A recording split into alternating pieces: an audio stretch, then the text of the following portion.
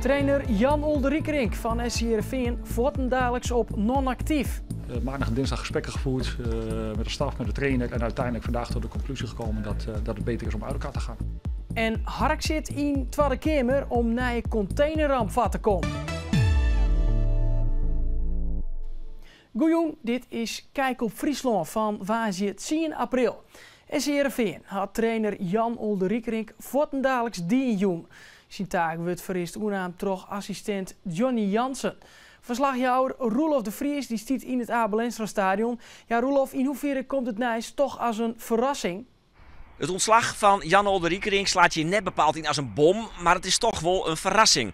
Vanzelfs, het spul wie letst is net goed, maar ze staan tiende en dat valt ik wel weer een beetje mee als je zocht naar de mogelijkheden. Jan Olderiekerink reageerde via de WhatsApp dat hij teleursteld weer. En dit is de uitlis van de technisch manager Gerry Hamstra. De laatste 4 wedstrijden vonden we geen incident, maar een patroon. En in dat opzicht stel je de vraag van, hey, gaan we dit anders doen of gaat het lukken? Nou, dat is geen emotionele beslissing geweest, hè, want daarom is die ook zondagavond niet genomen. Maandag en dinsdag gesprekken gevoerd met de staf, met de trainer en uiteindelijk vandaag tot de conclusie gekomen dat het beter is om uit elkaar te gaan. Hoe kan een ramp als mij de MSC Zoe in de toekomst voorkomen worden? Om antwoord op die vraag te krijgen wie de Joetien een Hark zit in de Tweede Kamer. Tweede Kamerleden konden belutsenen om de vregie. Er wie een bestuurders uit de politiek, vertegenwoordigers van verschillende natuurorganisaties en mensen uit de maritieme vraag.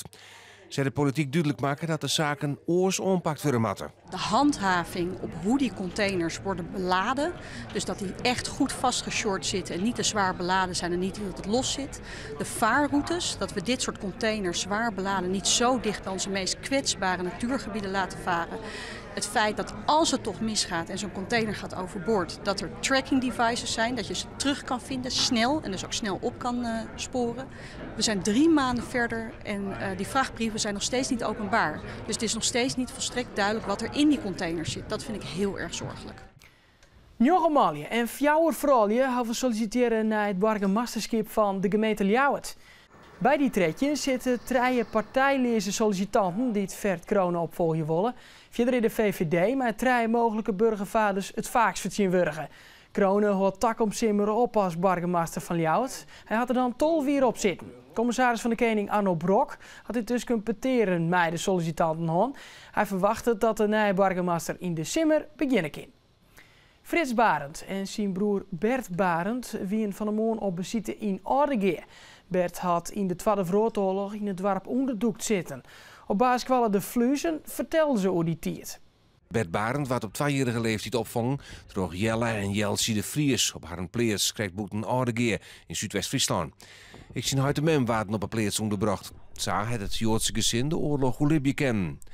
Frits Barend is in 1947 binnen. Zonder de help die het gezin in de oorlog kregen, hier hij de Noordwest. Dankzij Jelle en Jeltje de Vries en Oudega zijn wij. En daar ben ik ontzettend dankbaar voor. Dat het hele dorp wist dat bij Jelle en Jeltje de Vries waren Joden ondergedoken. En mijn broer, dat is heel bijzonder voor een Joods kind in de oorlog, heeft hij vrij rondgespeeld. Vanmorgen werd het graf van Jelle en Jeltje officieel adopteerd door de squal in het dorp.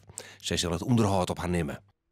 De Friesin Sherida Spitsen en Loes Geurts binnen toch boenscoach Sarina Wiegman opname in de definitieve selectie voor het wereldkampioenschap voetbal. Wiegman is betierd met het bekendmeidje van de selectie.